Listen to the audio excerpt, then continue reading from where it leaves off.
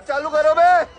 और बहुत साफ साफ बता दे कि बिहार का फैसला पटना में होगा, दिल्ली में। बहुत ही बढ़िया, ये बिहार का फैसला पटना में होगा, दिल्ली में नहीं। और वहाँ हो गया फैसला, वहाँ कोई समस्या ही नहीं है। आप लोग खामोखा दिल्ली की समस्या बनाए रखे हुए हैं। पूरे सीटों का बंटवारा हो चुका है, सब कुछ तय हो चुका है। अरे अभी 48 घंटे का टाइम है, नॉमिनेशन भी हो जाएगा। और तेजस्वी जी के सामने पीछे तो पूरा काफिला चल रहा था। और कौन से जो है अभी कांग्रेस के लीडर भी, वो भी अपना नॉमिनेशन फाइल करेंगे। तो ये थोड़ी ना एक्सपेक्ट करेंगे गठबंधन के सारे दल जो है बस नॉमिनेशन। लेकिन आप ये मत कहिए कि सब हो चुका है। अगर हो चुका होता ना, अनाउंस हो जाता।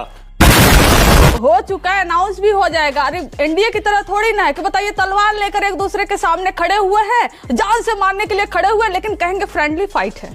ये कौन सी बात? कम से कम उन्होंने संख्या तो बता दी। ये कौन सी बात है? संख्या बता दी, फिर उनके सीट पर दूसरा कैंडिडेट उतार रहा है, फिर उनके सीट पर तीसरा कैंडिडेट उतार रहा है। कौन सी ये संख्या हो गई?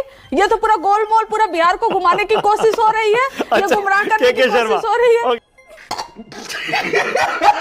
के शर्मा, बात तो सही है भाई। जब पूरा नॉमिनेशन हो जाएगा तब आप इस निर्णय पे पहुंचेंगे कि कौन से कहां पर फ्रेंडली फाइट है, कहां क्या है। लेकिन मुझे अभी ये हंसी ये आ रही है कि कुतर्क कैसे किया जा सकता है, ये आरजेडी की प्रवक्ता बहुत अच्छे से बता रही है। अब उसमें नहीं गए तो उसने कह दिया कि साहब वो कौन सा वो है, वो विजय सिन्हा से तुलना करने लग गए। भारतीय जनता पार्टी अभी तक जनसेवा की बात कर रही थी, लेकिन इनके यहाँ तो बयान सेवा चल रही है। नित्यानंद राय, अभी गिरिराज सिंह जी, फिर जीतन राम मांझी, उन्होंने तो कह दिया मेरी जात की वजह से मेरे साथ ऐसा हो रहा है। उसके बाद चिराग पासवान, भाई जेडीयू की सीट पर, जिन पर जेडीयू डिक्लेयर कर चुकी है, अभी आप ही ने बताया, उन पर एलजेपी डिक्लेयर कर रही है। फिर बीजेपी किसी एलजेपी की सीट पर डिक्लेयर कर रही है। ये हो क्या रहा है? ये आखिरकार चल क्या रहा है? ये वही तो चल रहा है जो सामने दिख रहा है। सही बात है, क्योंकि हमें पता है कि क्या होगा। और हम अपना यदि देखें तो मैं इतना दावे से आपसे कह सकता हूं कि जो हमारा गठबंधन का निर्णय हुआ है और जो चीजें हमारी आपस में तय हैं, उसी के अनुरूप हमारे यहाँ नामांकन भी चालू हो गए हैं, टिकट भी बढ़ गए हैं, 82 सीटों की घोषणा भाजपा कर चुकी।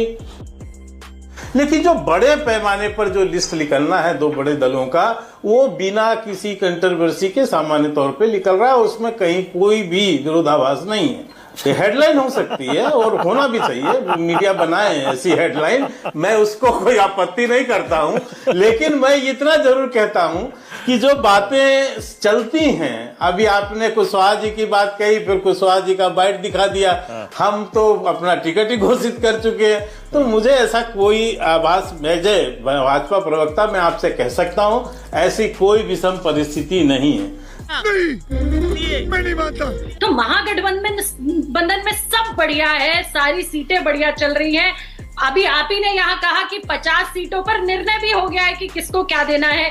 61 सीट कांग्रेस की आएंगी, ये भी पता चल गया है। 18 सीट कहाँ जा रही है, ये भी पता है। तो हमारे यहाँ न कोई ऐसा बयान आ रहा है, न कोई ऐसी बात आ रही है। कल कांग्रेस की सीईसी थी, आज कांग्रेस के सभी नेता जा रहे हैं बिहार। ये यहाँ आप ही ने बोला है। तो कांग्रेस में ऐसा कुछ नहीं हो रहा है, आरजेडी में ऐसा कुछ नहीं हो रहा है, महागठबंधन में ऐसा कुछ नहीं हो रहा है। हम लोग एक दूसरे के साथ जिस तरीके से तो अनाउंस कर देते ना, कौन कितनी सीटों पर लड़ेगा, ये अनाउंस नहीं किया अभी तक, अनाउंस ही कर देते।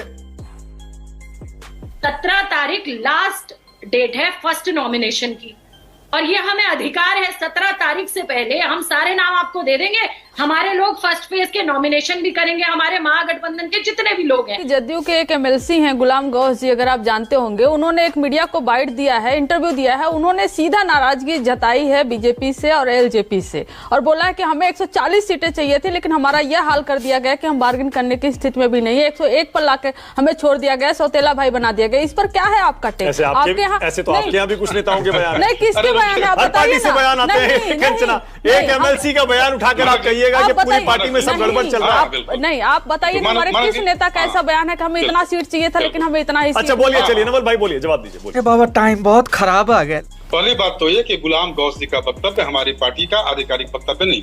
पहली बात एमएलसी भी नहीं। गुलाम गौस जी का सुनिए ना, गुलाम गौस जी का वक्तव्य पार्टी के मूल भावना को रिप्रेजेंट नहीं करता है। लेकिन आप ये बताइए कि आपने कभी एनडीए में सुना कि एनडीए के किसी घटक दल ने सेल्फ डिक्लेरेशन किया हो कि मैं डिप्टी सीएम बनने जा रहा हूं? ऐसा किसी ने किया है? और आपके यहाँ हो रहा है? मैं बता देती हूँ, अटल बिहारी वाजपेयी जी का सपना कौन पूरा कर रहा था? अटल बिहारी वाजपेयी जी का सपना नीतीश कुमार जी को हटाकर कौन पूरा कर रहा था? आप बताइए ना। तुम मैं मत कीजिए कंचना जी, नहीं कर रहे हैं शर्मा जी, आप परेशान, अलग बात है। अच्छा बात नहीं है कि आपके अलायंस में अभी तक जहाज का कप्तान तय नहीं है। जब जहाज का कप्तान ही तय नहीं है तो जहाज डूबेगा कि उतरेगा? जहाज पूरे जाएगा कि पश्चिम जाएगा, ये भी तय नहीं हुआ। आपका कप्तान दिख ही नहीं रहा है कहीं पर। तो ये तो वही वाली बात है। अरे मेरे कप्तान तो बिहार की दिशा और दशा दोनों को कहां पर है? अच्छा ओके, राजकिशोर तिवारी एक कमेंट करिएगा। के मन की उपज है इस तरह के कि नीतीश जी है, नाराज है, कोई खुश है, कोई ये है। ये कल सीपीआई सीपीएमएल ने अपने 28 सीटों की घोषणा की है। यदि मैं गलत नहीं हूं मानक जी, तो 28 सीटों की घोषणा कर दी कम्युनिस्ट पार्टी ने। क्या वो गठबंधन के हिस्से हैं? 18 ML क्या गठबंधन से बिना निर्णय के हुए हैं या गठबंधन की सहमति से निर्णय उन्होंने घोषणा कर दी है? ओके, डॉली शर्मा दीजिए जवाब। कांग्रेस डॉली शर्मा दीजिए जवाब। और अभी तो रुको। तो दोस्तों, आप लोग तो अभी तक बीजेपी प्रवक्ता के शर्मा की सवालों की जवाब सुन रहे थे। अब कांग्रेस प्रवक्ता डॉली शर्मा जी की सवालों की जवाब सुनने बाकी है। तो आप लोग इसी तरह वीडियो में आखिर तक बने रहे और अपना राय कमेंट बॉक्स में दे। के शर्मा जी, हम तो मैनेज कर लेंगे, लेकिन आप कभी नीतीश जी को कैसे मैनेज करेंगे? चिराग पासवान को कैसे मैनेज करेंगे? जीतन राम मांझी को कैसे मैनेज करेंगे? हमारे यहाँ सब मैनेजर मैडम क्यों परेशान हो? आप ये बताइए। आप अपना घर संभालो, हमारे यहाँ कुछ नहीं है। हमारे यहाँ मत झाको, कुछ नहीं मिलने वाला यहाँ। संयुक्त प्रेस सब कॉन्फ्रेंस हो चुका है हमारे यहाँ। Ticket declare 18 okay. के शर्मा आपने 28 कहा, वो 18 है। सीपीआईएमएल ने 18 उम्मीदवारों की लिस्ट जारी की है। तो 18 हो गए ना? हाँ 18 हो गए, ठीक है। तो क्या घोषित है क्या? हाँ नहीं, सही है, घोषित लिस्ट है। मैंने वही कहा, करेक्शन कर देता हूँ ताकि दर्शकों तक गलत जानकारी ना जाए। सिटिंग सीटें सारी वो सिटिंग है। नहीं, लेकिन गठबंधन में तय हुआ है क्या मानक जी? महागठबंधन की घोषणा है क्या? नहीं, अभी तक अनाउंसमेंट कुछ नहीं है। 16 सीट 18 सीट किसको मिली ये भी आप ही ने बताया। तो क्या वहां सरफुटबल हो रही है क्या महागठबंधन में? हम जनता, बिहार की जनता के लिए लड़ रहे हैं। अरे एक बात तो बताइए, हम ये पूछ रहे हैं आपसे। युवा के लिए लड़ रहे हैं हम। बिहार की महिलाओं को 10,000 में ठगने का काम नहीं करते, उनको बचाने का और उनके लिए काम करने की बात करते हैं हम इनकी तरह नहीं है जैसे महाराष्ट्र में। अच्छा, राहुल गांधी कब जा रहे हैं प्रचार करने? चुनाव खत्म हुआ, राहुल गांधी कब जा रहे हैं? मानक जी, सभी नेता जाएंगे। राहुल गांधी जी ने वोटर अधिकार यात्रा करी, इन्होंने वोट चोरी करी, और राहुल गांधी जी ने बिहार की जनता की वोट बचाई। अच्छा, एक सेकंड डॉली, 1 सेकंड। कहना क्या चाह रहे हैं भाई आप?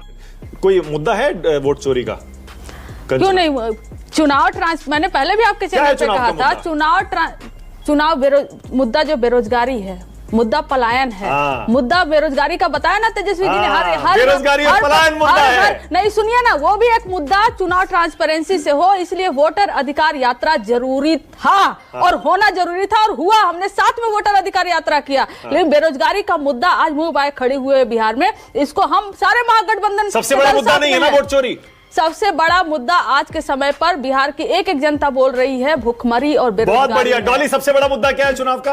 इतना छोटा पहले कभी नहीं हुआ। आनंद जी, बिहार की जनता के लिए रोजगार, बिहार के युवाओं को पलायन न करना पड़े, बिहार की महिलाओं का सम्मान, बिहार के हर वर्ग कुपोषित बच्चे, सड़कें, अस्पतालों का ना होना, शिक्षक संस्थानों का ठीक ना होना, ये मुद्दे बिहार के मुद्दे हैं। सुन लिए ना? इसी तरह नहीं चुनाव आया तो हमारे बीच में झगड़ा करवाना चाह रहे थे मानक जी झगड़ा करवाना चाह रहे थे डॉली जी। कितने थे? मानक जी जरा पूछ दो कितने घुसपैठिए थे 65 लाख नामों में? घुसपैठिए। तुम चुल्लू भर पानी में जाके डूब के मर जाओ। तो दोस्तों, डॉली शर्मा जी ने और कंचना यादव जी ने तो बीजेपी प्रवक्ता के शर्मा की ऐसा मुंह बंद किए हैं जो कि बीजेपी प्रवक्ता के शर्मा जी दोबारा सवाल ही नहीं कर पाए। तो जी हाँ, आपने सही सुना। तो दोस्तों, अगर चैनल पे नए आए हो तो चैनल को सब्सक्राइब कर लीजिए, क्योंकि आपको इसी तरह इस चैनल में वीडियो देखने के लिए मिलेंगे।